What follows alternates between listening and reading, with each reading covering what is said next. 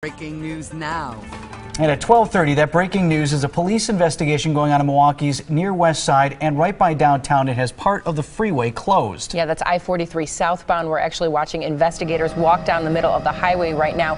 We've got photojournalist Mark Waz up in Chopper 4 for us this afternoon. And Mark, can you tell if that's sheriff's deputies right now or if that's Milwaukee police? It's sheriff deputies, Bridget.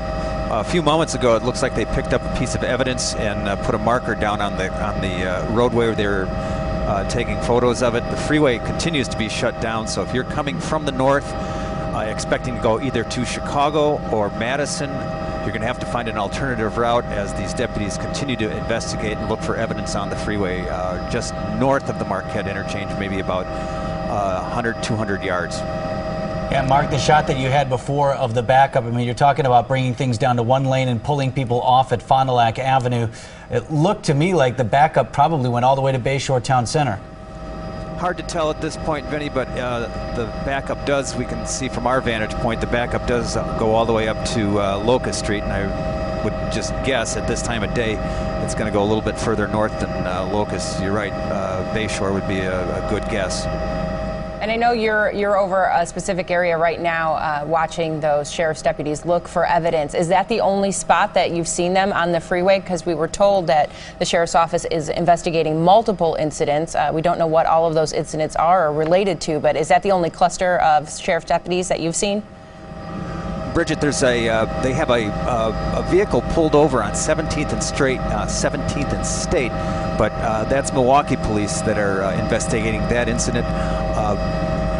Presumably, this vehicle that they have stopped came off the freeway at the State Street exit, and that's where it sits right now. There's no one in it, just one squad sitting on top, watching the vehicle right now, and I have not seen any other sheriff deputies on the freeway except the ones walking the line there looking for evidence right around the State and Highland area. Mark Waz, a photojournalist for us up in Chopper 4 right now as we are on top of this breaking news situation. The southbound lanes of I-43, all of them closed at Fond du Lac Avenue, headed into the Marquette interchange, and you can't pick up the freeway again if you want to head south until Beecher Street on the south side. That's just the other side of the Menominee Valley. Here again, the investigators, Milwaukee County Sheriff's deputies, trying to comb the freeway there, probably looking for evidence in connection with what the Sheriff's Office will only tell us is multiple incidents on the freeway. Mark mentioned the scene at 17th and State.